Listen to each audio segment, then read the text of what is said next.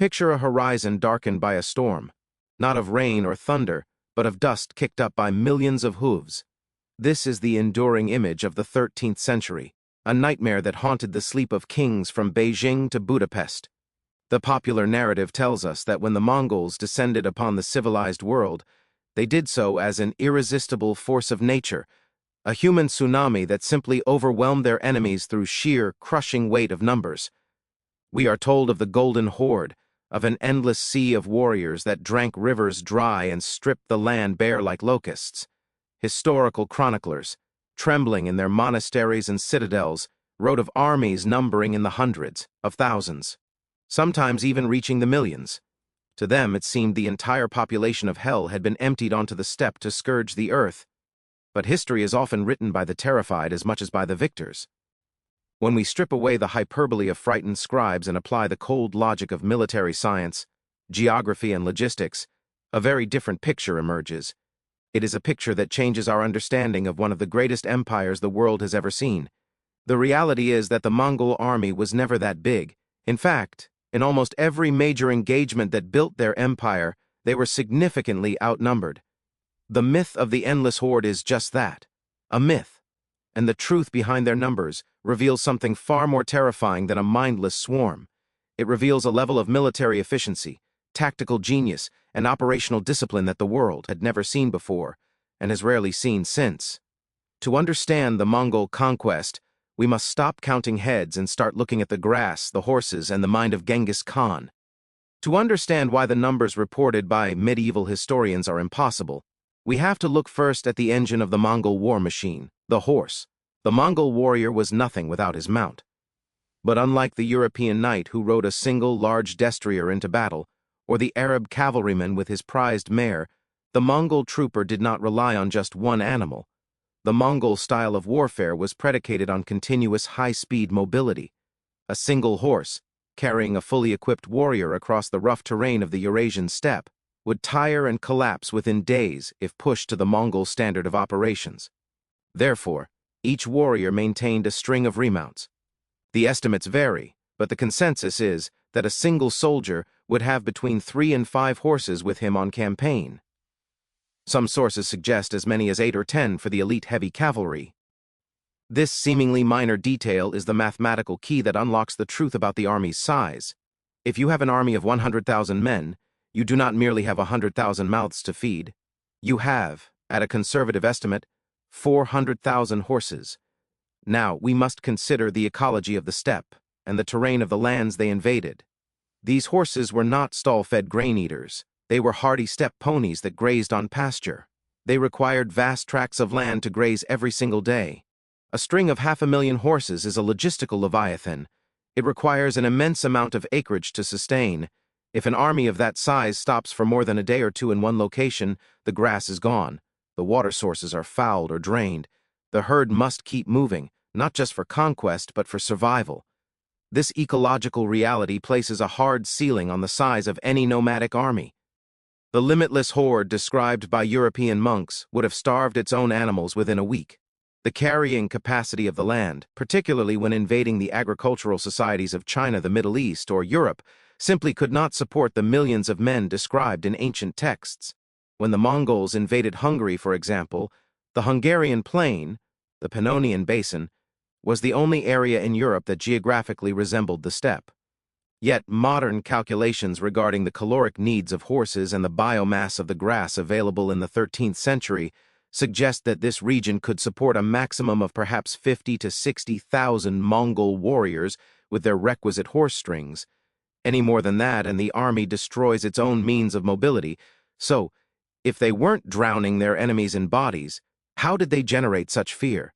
How did they convince the world they were legion? The answer lies in a combination of psychological warfare, superior operational tempo, and a deception so profound it is still fooling people 800 years later. The Mongols were masters of the feigned ubiquity. They understood that the most powerful weapon in war is the mind of the enemy commander. If you can make your opponent believe he is facing 1,000,000 men, he will make mistakes. He will retreat, he will cower behind walls, or he will surrender before the first arrow is loosed. The Mongols actively cultivated the myth of their own numbers. During campaigns, each warrior was often instructed to light multiple campfires at night. A scout watching from a distant ridge would see the valley floor ablaze with firelight, calculating 10 men for every fire, and report back that the stars themselves had fallen to earth. Furthermore, they used dummies mounted on spare horses. As the battle lines formed, the Mongols would place straw men on their remounts and have them stand in the rear ranks or on the flanks. To a terrified infantryman peering through the dust, the Mongol line seemed to stretch to infinity. The dust itself was a weapon. They would tie bundles of brush to the tails of their horses, kicking up massive clouds that obscured their true numbers and made small raiding parties look like massive invading columns. But the greatest multiplier of their force was speed. The strategic mobility of the Mongol army is unrivaled in the pre-industrial age. An army that moves twice as fast as its enemy effectively has twice the number of troops. They could strike a city in the north, vanish, and reappear 300 miles away to sack a city in the south before the news of the first attack had even arrived. This operational tempo created a sense of omnipresence. Enemy generals felt they were being attacked from all sides simultaneously. When the Mongols invaded the Khwarezmian Empire, a massive superpower of the Islamic world, they did not attack as a single blob. They split into 4 distinct columns, attacking from different directions, traversing deserts thought to be impassable. The Shah of Khwarezm, with an army that vastly outnumbered the Mongols, was paralyzed. He kept his forces scattered to defend his cities, terrified by reports of Mongol armies appearing everywhere at once. He was defeated in detail, his massive army sliced apart piece by piece, never able to bring its full weight to bear against the concentrated mobile strike forces of the invaders. This brings us to the actual structure of the army. It was not a horde. Horde implies a disorganized rabble, a chaotic mass. The Mongol army was the exact opposite. It was organized on a strict decimal system that was ruthlessly efficient. The base unit was the Arban, a squad of 10 men. 10 Arbans made a Jagun, a company of 100. 10 Jaguns made a Min, Gan, a regiment of 1,000. And 10 Mingans made a Tumen, a division of 10,000. The Tumen was the largest operational unit. It was a self-contained army capable of independent action. When we look at the historical records through the lens of this structure, the numbers clarify.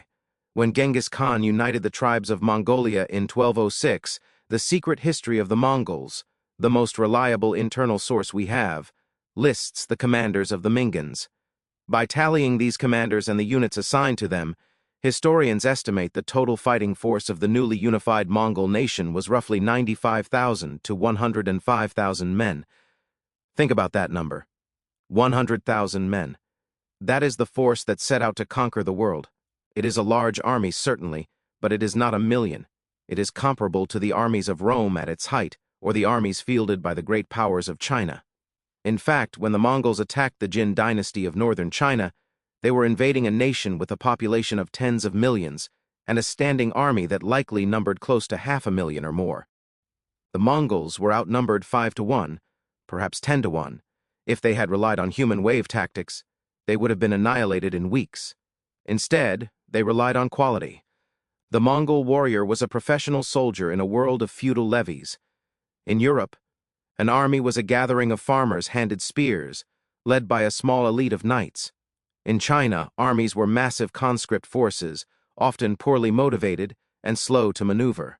The Mongol army was composed entirely of cavalry, and every man had been training for war since the moment he could walk. They could shoot a bird on the wing while galloping at full speed. They could sleep in the saddle. They could endure hunger, thirst, and cold that would kill a sedentary man. His disparity in quality meant that one Mongol was worth 10 of his enemies.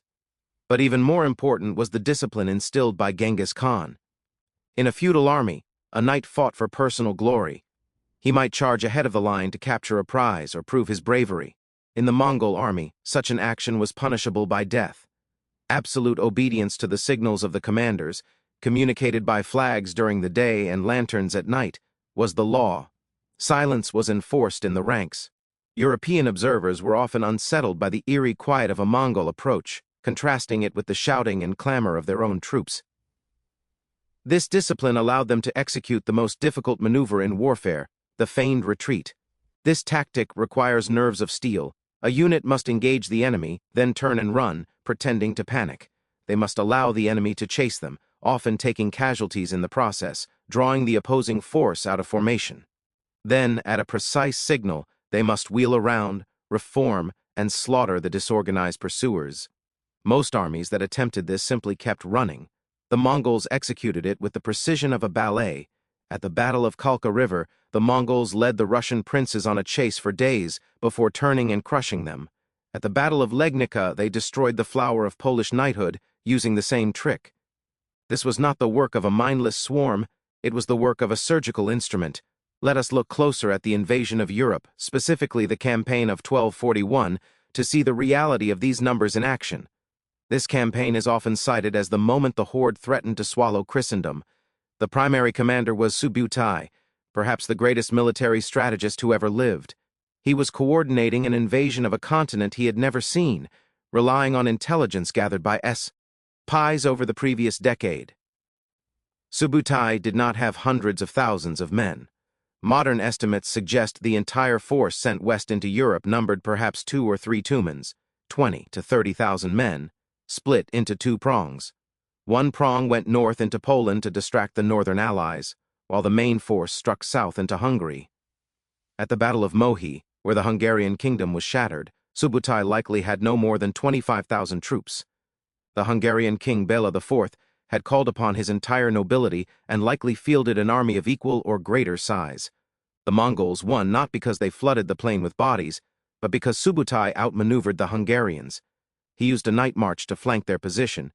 Crossing a bridge the Hungarians thought was secure and surrounded their camp.